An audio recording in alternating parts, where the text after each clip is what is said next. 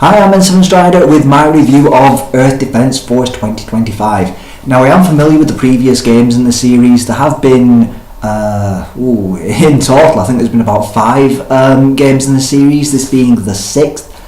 Technically, this is the 4th in the series. The previous one, Earth Defense Force Insect Armageddon, was actually a spin-off title, and there was Global Defense Force Tactics, which I believe didn't get an American release. In fact, Global Defense Force 1 and 2 didn't receive an American release, but they did receive a European and of course Japanese release. Now, I would have mentioned the Japanese name, but unfortunately I'd probably butcher its pronunciation. Sorry, I'm a little bit all over the place at the moment. I just had that goddamn ice cream van interrupt me again. I actually leaned out the window and shouted to him, "You'd be lucky selling ice creams round here, mate. Half the kids round this estate can't afford shoes, let alone ice cream." And he was just like, "I just want to sell ice cream to the kids." And I was saying, like, "You'd be lucky coming to a full stop, mate. You park that ice cream van up, they'll have the wheels up and it'll be up on bricks before you know it." Anyhow, on to the review. I was just very angry with the ice cream man, and I did eventually get free ice cream from him, but only after threatening him to, "I'll shove those cornetos up your arse." So sorry this review started off a little bit different, but I am a bit angry. Now, because I am a fan of the series, and I'm going to admit that straight up, I'm still going to provide a completely unbiased review. This is just going to be my thoughts on it. Now, I've left the price tag on, up here, wrong side. I've left the price tag on, which is something that I normally don't do from reviews. I normally peel that price tag off because, let's face it, you don't want to know how much you spent on a game. But when they came up with Earth Defense Force, Global Defense Force back then, they did come up with a very simple business idea, which was simple. The entire project was called Simple. It was to make a simple game using a small budget and just create a fun little game. Now, when they were releasing the Simple project games, some people call them the 2000 series games, they were releasing them at a budget price to reflect its, the fact that it was made on a budget itself. Now, this one has been a bit more anticipated by the fans because it is the first one to be released by the guys who made the previous game, not the American team that made Insect Armageddon, but the Japanese team. So fans were looking forward to it. And to me, that price tag does not say budget. Normally you expect to pay about £17 for these games. I think that's roughly equates to $13 in America. And £35, that's new game price. Well, just shy of new game price. You'd maybe expect it to be a budget title on the Xbox One or PS4, but that to me, that would be a budget price for for next gen console. Sorry, I'm going to stop saying next gen console, current generation console, but for a last generation game and a budget game, Xbox 360, PS3, you wouldn't expect to see that price tag on it. So that's why I've left the price tag on for this review, just to show that if you're getting this game new, you will be paying just shy of a full, triple A quality game. £35. That's a big asking price for what the game is, and I don't actually know if it's worth that price tag. So I'm going to go into what I like about it and what I dislike about it. I'm changing up the way I review games. I'm not going to put a number on them. I'm just going to list my pros and my cons, and whether I think my recommendation at the end. So as I start off all my reviews with the story, I'm going to do the same again. Earth Defense Force does have a story, but not much of one. It's very B-movie. The story is that the giant insects which were defeated in the previous game, Earth Defense Force 2017, had gone underground, and they weren't wiped out like the humans thought they were. They were still beneath the surface, burrowing, tunnelling, and growing in power. So the giant insects of the previous games are still very much around and alive and kicking.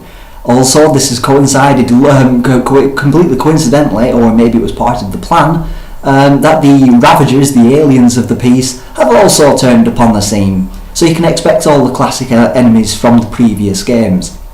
They're all present and correct, including the giant ants, the giant spiders, and Hectors, which are a giant walking robot.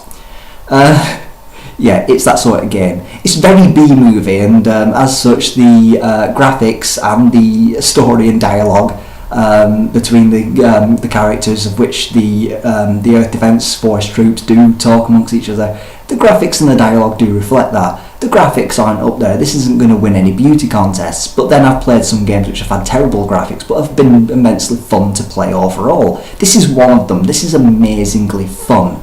It's the whole ethos behind the game. Simple game, built simply, amazing amounts of fun. If you thought Borderlands was gun porn, this is explosion porn. Your standard rocket launcher that your Ranger starts off with can level a building quite easily. In fact, sometimes it's actually worth levelling entire city blocks just so you've got a good view of the situation around you. You can see the enemies coming up on you, because the enemies are quite large in themselves. And that's just a standard rocket launcher. You can pick up things which are like nuclear warheads. A personal favourite of mine is the Tortoise, which is a slow-moving nuclear warhead. You can just fire one of those off and just watch it move very slowly with a green smoke trail behind it towards the enemy. You can generally level entire waves of enemies while that thing actually hits its target, but when it hits damn hard. So it was a personal favourite of mine. I did say that was a weapon for the Ranger, because now there are 4 classes in this game. There's the Ranger, the Lancer, which is like your Ranger's your standard soldier.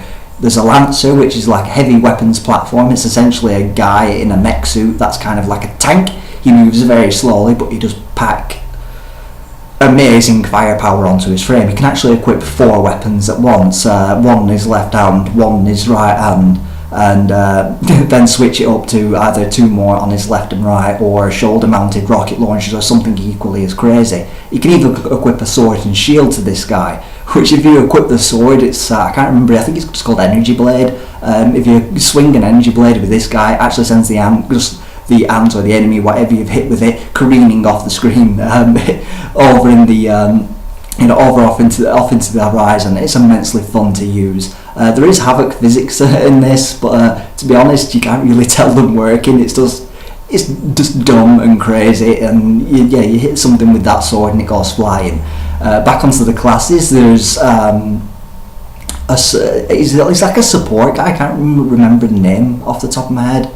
Like he has the ability to call in airstrikes and tanks. If that's what you're going for, you can just call in a tank and just ride around in that. And I believe you can also call in mech suits, but I haven't actually unlocked that ability yet. We're not talking mech suits like the guy in this is a full-on building size mech suit.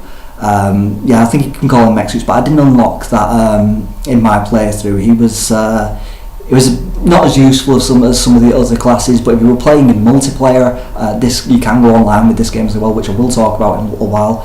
If you're playing multiplayer, I can see him being far more useful. You could just call in a tank or an APC and just roll around with your buddies. And the 4th class, did I miss one? Yeah, I've definitely missed one. Oh, is the wing something or other? Does it say on the back of the box?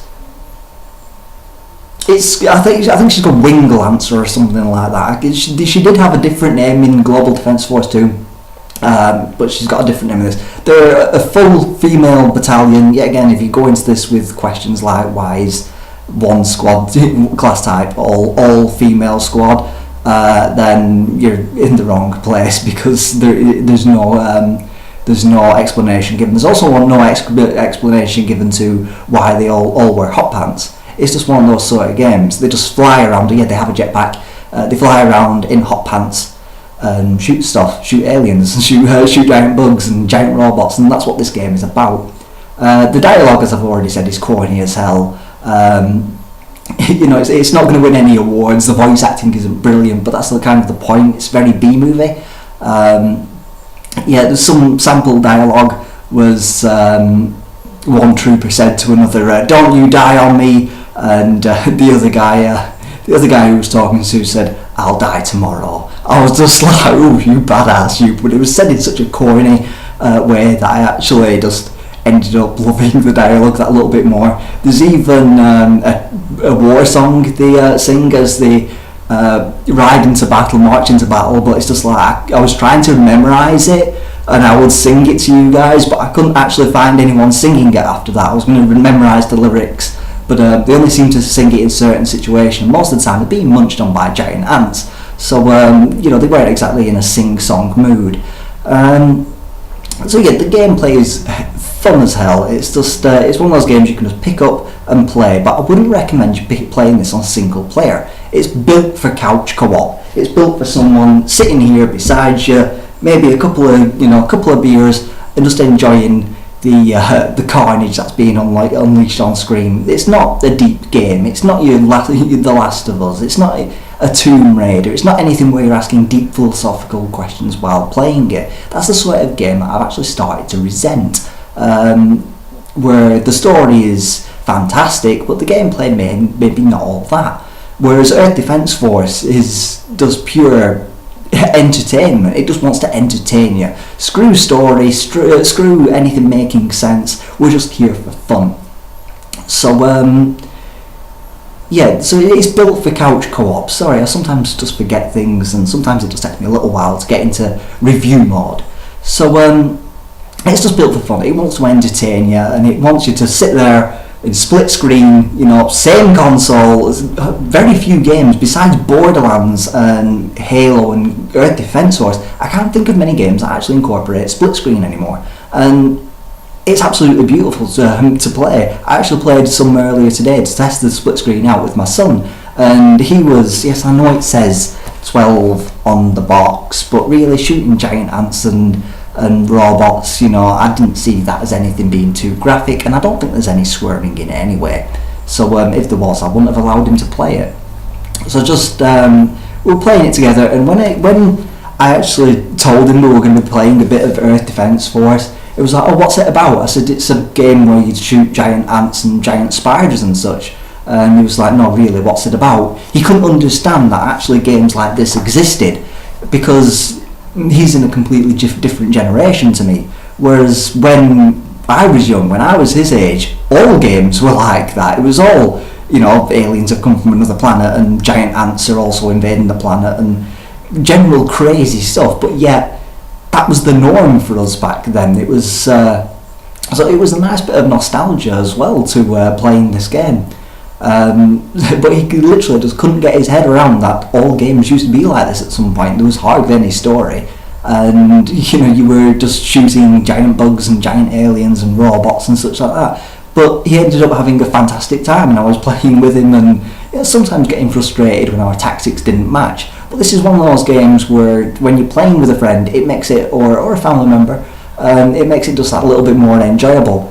You can, if someone runs in and nicks the health pack that you desperately need, you can just give them a little dead arm or a dead leg or something, and just swear and cuss a bit. But of course I won't cussing in front of my son. But you can. It just takes it back to that. Two guys on a couch, or two girls. Whoever there are female Earth Defense Force fans out there.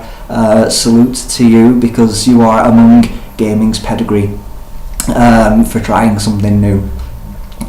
Even the guys out there, just salutes all to EDF for life. It's one of those games that playing it on the couch is phenomenal. I'm going to touch on the controls because the controls are crazy. Let's see, just out of curiosity, just on pink pad, deal with it, you've seen it before. Out of curiosity, on the pad, where would you say the jump button is? Give you a minute, just, I don't know, type it in the comments or something. You would expect it to be the A button, wouldn't you? No, it's the left trigger. It's the left trigger to jump. That's the right trigger. The left trigger to jump. The controls are nuts, but it's weird, you do get used to them. And one of the classes, the Lancer class, has a completely different control setup. His is completely different, where his is actually A to jump, and I think left trigger fires off his left gun.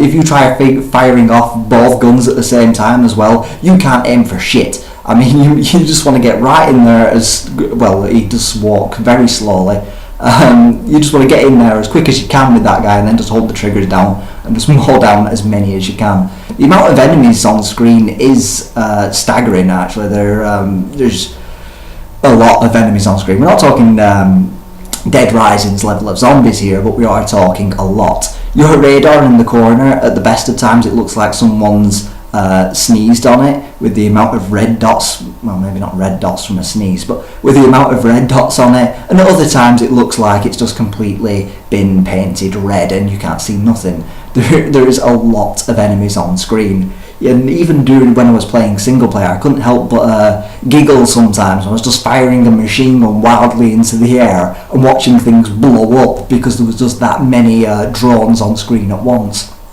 It really was a sight to behold, just the amount of enemies that were on screen at the same time. Now this game's actually fairly long as well. I think the previous Earth Defense Force game, the spin-off, the Insect Armageddon title, only had around 50 missions. This has 83 missions. 83 total, so it's fairly lengthy. Each mission can last anywhere between 15 to 30 minutes long. So that's some weighty game right there. That's some longevity right there for you. And with the 4 classes, there was some incentive to play it again. So it's quite a lengthy game. There's also 5 difficulty levels. There's easy, medium, hard, hardest, and nightmare. Don't know why hardest is not nightmare. Oh, it's called Inferno mode. Sorry, is the top one. You want to get some levels in there. Also, the leveling might not be what you're used to. During the game, as you're playing, you'll come across green boxes marked with weapon and red boxes marked with armour. Now you'd think armour, when you're picking those up, would increase your health slightly during the mission, but it only increases it after the mission. So sometimes you have to replay missions to actually get your armour level up to tackle the later levels. You also need to pick up the weapons marked gun, because at the end of the mission it actually gives you more weapons and more powerful weapons, and playing on the harder difficulties actually unlocks some of the really nice toys that you want to be playing with. I believe there's about 600 guns in this game. Some of them are completely useless, like the torch, which is just a welding torch. You can wave that around at your enemies, and some of them are missile launchers that fire 10 missiles at once. You know, fully capable of leveling a city block. So it's just fun, and it doesn't try to be anything other than what it is. Now there is some day one DLC which I was a little bit disappointed about for this game. There's a mission pack which adds a further 10 missions on, I think. I've not actually played it yet. I did get it, but I haven't played it yet. But the asking price was actually fairly low, and to support the developer, because I am a fan of this series, I did actually buy that. It was only a couple of pounds. UK currency. I think it was like about £3 UK currency, and there was also 4 free downloadable content pieces, which is a weapon pack for each class, which, you know, was bonus. When I was actually getting the mission pack, I actually saw those as well, which were free. I thought, well, you know, because I'm getting those for free, it kind of adds on to the one that I'm paying for. But it is always disappointing to see day one DLC. So when you're getting an extra 10 missions, if you're tempted to get that DLC pack, I believe these are mid to high level bonus missions, you know, that ramps it up to like 93 missions, which is some serious play time there, and believe me, I have played this game a little bit. Now I didn't go online with this game because I wanted to give you guys a full review, and the online mode is a lot of fun, I'm not going to deny that. Actually, when I joined a lobby for the first time, I hunted for the criteria I wanted, which is very robust, by the way. You can actually hunt for a lobby for whatever you want. If you want to start in the first mission, you can find a lobby for that. If you want to start in the last mission, you can find a lobby for that. If you want chatty players, you can find that. If you want competitive play, you can find that. Not competitive as in blowing each other up, but, you know, scurrying around trying to get the most kills, you can find that. If you want just fun play, you can find that. You can set up your own criteria. There is still a quick match available, but you can set up your individual criteria and look for or set up a lobby with those criteria involved, which I thought was very good. It was very intuitive to use. Just after a couple of minutes just playing with it, I actually managed to set up a decent lobby and have people join. Excuse me. Now, when I set this lobby up, I set it up to chat, and I didn't expect to find people who were willing to have their headsets plugged in, so I set it up for chat. I wanted to talk to people, and I actually got 3 teammates. It's 4-player online, but only 2-player split screen. Actually, you can take 2-player split screen into online as well if you're that way inclined. There's nothing to stop you from doing that. But I actually found 3 players all chatting using the headset, which is amazing, and there was no squeaky youngsters there. This was a game that was seemingly enjoyed by the older gamers such as myself. Actually, the first guy who I was playing with was 62 years old, which was like double my age. But he was a really cool guy, and we were chatting, and we had people joining the lobby, all of them using the microphones, all of us chatting about the game, and all of us having immense fun. I did experience though that I sometimes got disconnected from the game I was in, which was disappointing. But for a budget title, disconnecting from a game isn't that much of a problem, because you can find another lobby pretty easily, especially now that the game's just been released. A lot of people are playing it, but it does have a dedicated fan base, so I'm sure that the lobbies should be full for the next couple of months to come at least, because there's still people playing this game. I do believe that this game has come out on the PC as well, but you might want to look into that, because I'm not 100% sure. They did release Earth Defense Force Insect Armageddon on the PC, I know that for a fact, but I can't say for definite that 2025 has come out on the PC. So, final verdict, do I recommend it? That price tag has been the biggest sticking point for me, because this is part of the Simple series, as I've said right at the beginning, where it's a budget game for a budget price, and I do believe that price tag is a little steep.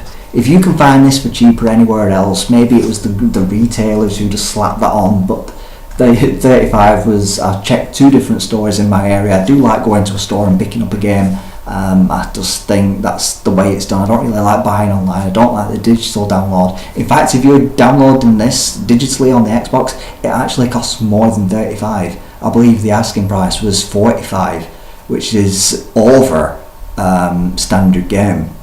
Maybe that was a mistake, and maybe it's been amended now. I've no way of verifying that until I turn the Xbox on. So that price tag has been the biggest sticking point for me. It really goes against what the Simple series is. It's a damn fine game, very enjoyable and very fun when you're playing it with other people, but I can't really see you playing it on your own. This is definitely one to be involved with friends, either on your couch or over Xbox Live. Just before I go any further, the Xbox Live, the survival mode, which was in the previous game, Insect Armageddon, is strangely absent from this one, but you don't really need, when you've got 83 missions, a survival horde mode tacked in there. The missions are fun enough on their own, especially with 5 levels of difficulty. I'm sure if you just ramp that up to Inferno, you'll still have as much fun. So that price tag has been the biggest sticking point for me. If this had been a budget release at £20 or $17, £17 or $13, whatever the price was of the original 2 games, when I say original 2 games, the previous 2 games, including the spin-off title in that equation, the Insect Armageddon, I would have given it a recommendation. It's one of those that you can just pick up, put on, and everyone can play a couple of beers with your friends, whatever. But at that price tag, I can't really give it a solid recommendation. I would definitely give it a recommendation to pick up as a rental for a weekend and maybe just blast through it with friends or with family if you've got that family that is that way inclined. It's definitely a lot of fun. I definitely recommend it for a weekend of just blasting with your friends and maybe having a few beers. But other than that, I can't give it my solid recommendation.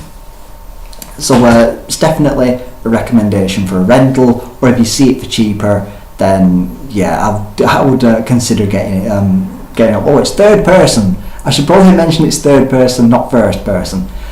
So it's a third person action game, 4 classes, which adds replayability to it. 83 missions, quite lengthy, online play, and split. For a minute I thought it said what the classes were, but it says 4 new soldier classes. I can't give it my solid recommendation, but if you can find it for cheaper or maybe a weekend's rental, I'd definitely think about picking it up and just having a nice weekend of blasting giant insects to tiny little bits with the most explosive ordnance known to man. Chose a bad word there and I tripped over it a little. So, review over. For those of you wondering about my anime reviews, which is coming, I have started now and I've got something.